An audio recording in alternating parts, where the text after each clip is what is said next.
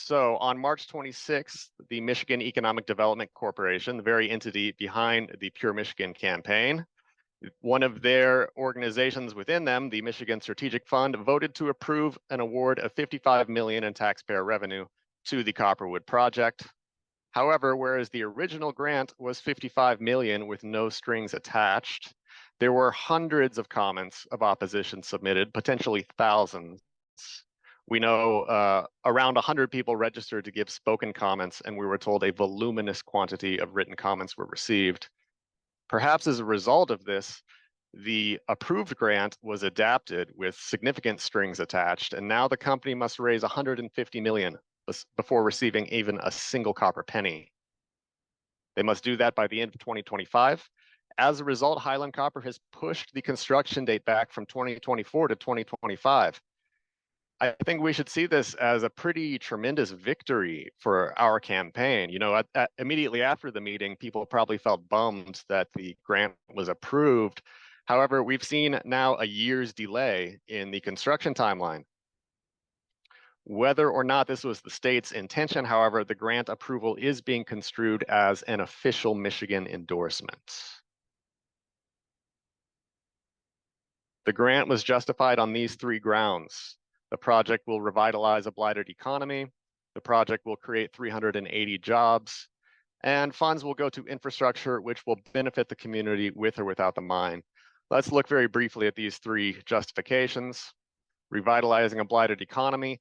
Here's a study from 2001 from the University of Wisconsin, which showed that of literally all of the quantitative findings on mining, almost half of them were negative impacts on the local communities, whereas only about 29% were favorable and 24% were neutral. The study concluded there is surprisingly little evidence that mining will bring about economic good times, while there is a good deal for expecting just the opposite. 20 years later, amidst a trend of increasing automation and mechanization, a study from James Stock and Jacob Bratt found that the economic benefits of mining tend to run into the negatives after just a few years. So of course you see a spike in employment benefits, but after only 3 to 10 years, shorter for some, longer for others, that quickly becomes negative. We see the same thing with income benefits. And these are all of these scenarios that were looked at. You see everything left of negative was a negative scenario. So only a small percentage were positive. In summary, one of the study's authors says that in 89% of cases, copper mining ends up being a negative for jobs and a negative for incomes. Okay, but the project will still create 380 jobs, right? Let's take a closer look at what those jobs are actually defined as. This is text from the grant proposal, which says that on the evaluation date in 2029, a new job will be defined as a job which has been held for the previous 6 months. So we're not talking about a career job necessarily. 6 months. There's two categories of jobs. There's Michigan residents, and then a non-resident who is employed by the company or a specialized employer. The fact that they even identify this as a separate category suggests it will be a large percentage of these jobs. A specialized employer is an organization providing workers with expertise in mining.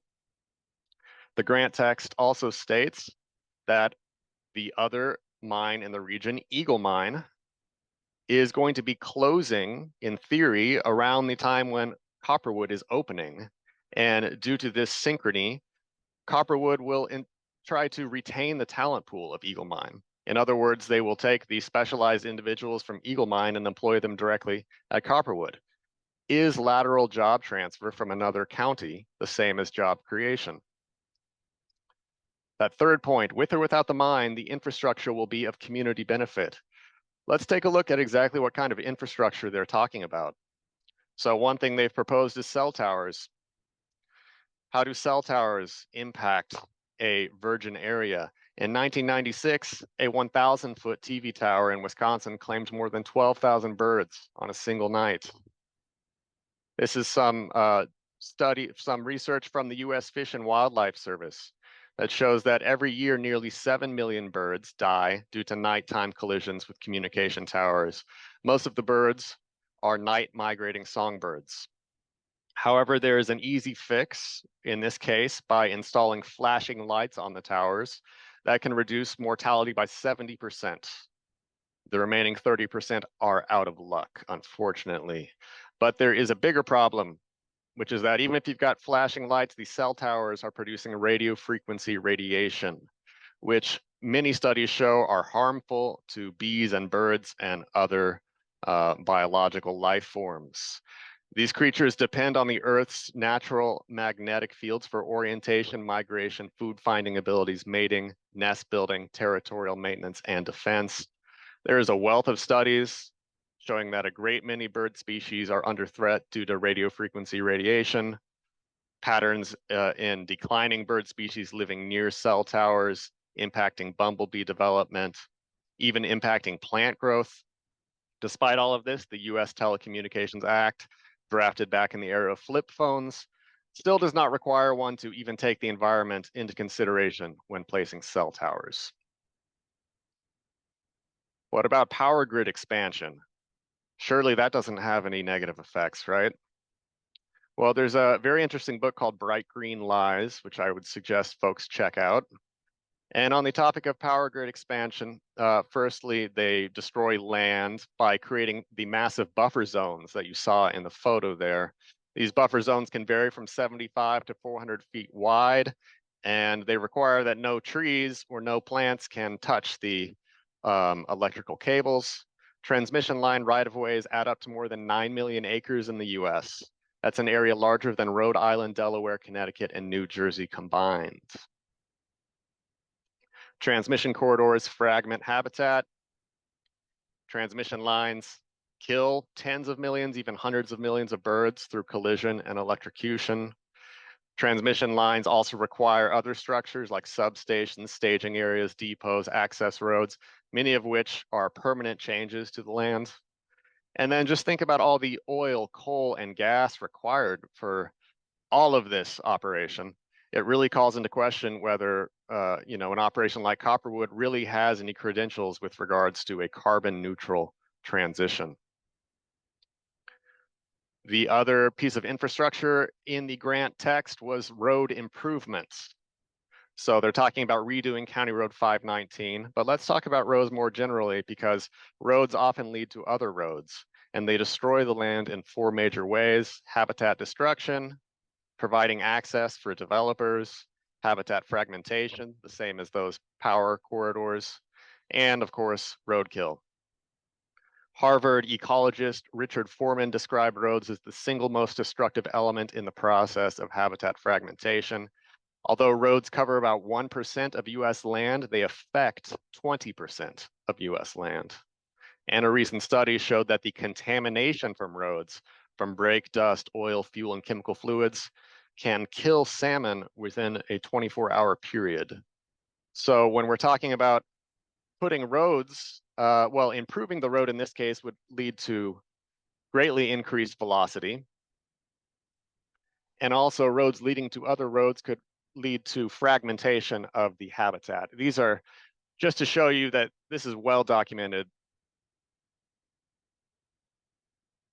And this is how this works. You have a ecosystem with a certain diversity of organisms. One road comes, it slices the area into smaller groups. And this is not just a physical effect.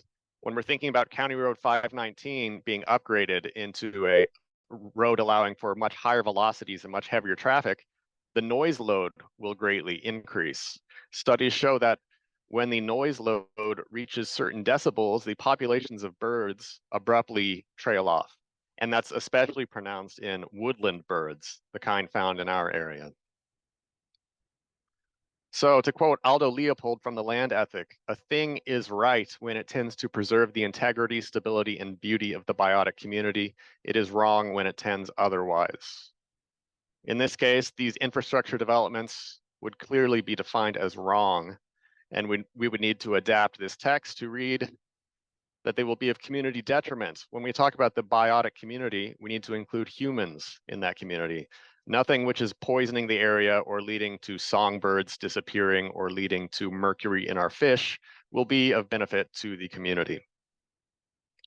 To quote Terence McKenna, Language is the battlefield. Let's take a look at some images here. This is what is commonly referred to as developments, an area with, generously we'll say, between 1 and 5 organisms. Whereas on a real estate website, this would be described as vacant land, something which has been developing for billions of years and has an infinite complexity of organisms.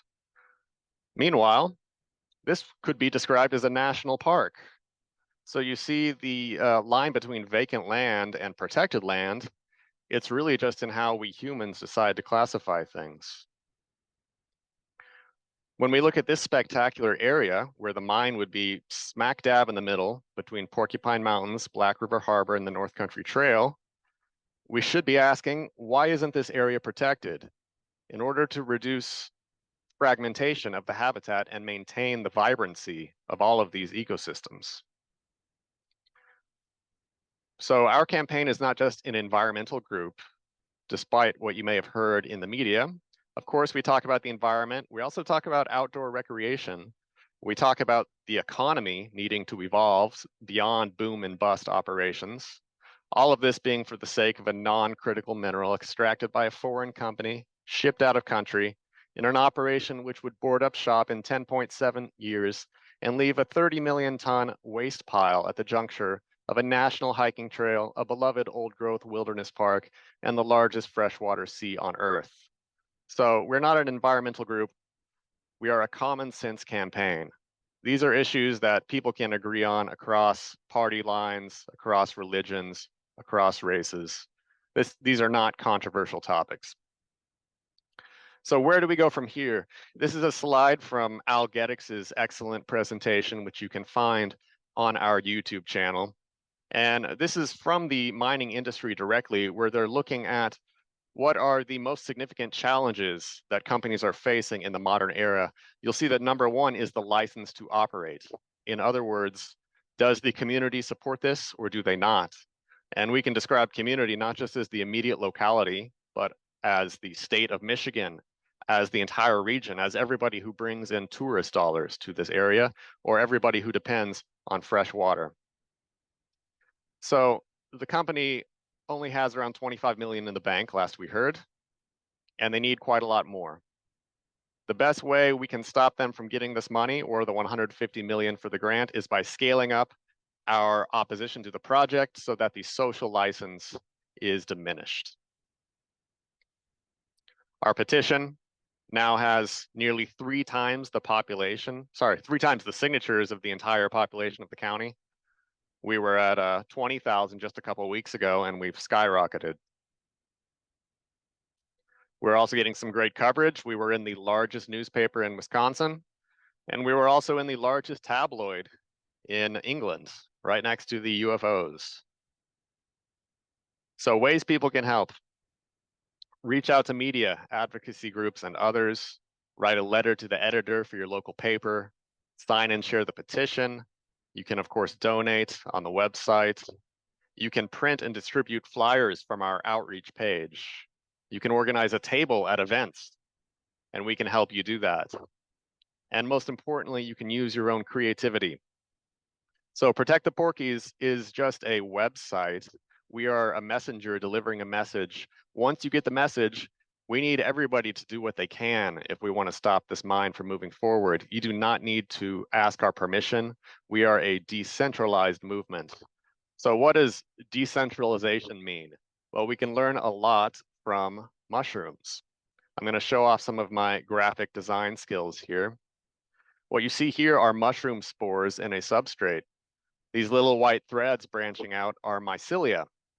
At first, they aren't connected, but then they forge connections with one another, and the network begins to strengthen, leading to more connections, more connections. They're all operating independently. But once a certain density of connections is reached, you get the fruiting body. The goal is achieved. In our case, that could be the defeat of the Copperwood mine. But then what might happen? Not all mushrooms are lucky. Who knows? Maybe we won't achieve what we're trying to achieve. Maybe despite all of our efforts, Copperwood will move forward. But these connections underneath the ground live on. even more so, they can actually continue strengthening. The network can grow larger and stronger until finally maybe something happens that we weren't expecting as a result of this incredible network that we're developing. And maybe the second flush is far more powerful. It's something that nobody predicted. So that's our true goal here. Of course, we want to defeat Copperwood, but we also want to recognize the importance of this network of over 30,000 people signing a petition, of people coming to Zoom meetings, of people getting interested in these topics for the first time. With or without the mine, we're going to move forward with this network. So wrapping things up now, here's our beautiful new logo, giving credit where credit is due. This comes from an artist named Sol Anzarena. You can find her work on the internet and on Instagram. We're also having a poster contest. So if you know any creative folks, please spread word. We're looking for an 11x17 poster design, a pro rather than anti message. Think about all the things we're fighting in favor of, not just what we're fighting against. A poster is not a flyer, so we're not looking for something with loads of information. We're looking for something which is emotionally moving. The only text it must contain is protecttheporkies.com. We're giving cash prizes to the top 2 winners. And we're also looking to give non-monetary prizes to the winners and other people who submit posters. So if you have something you might like to offer, maybe you make pizza, maybe you give massages, maybe you do arts and crafts, anything that we can add to increase the incentives for poster submissions, please get in contact with us. The deadline for poster submissions is June 1st.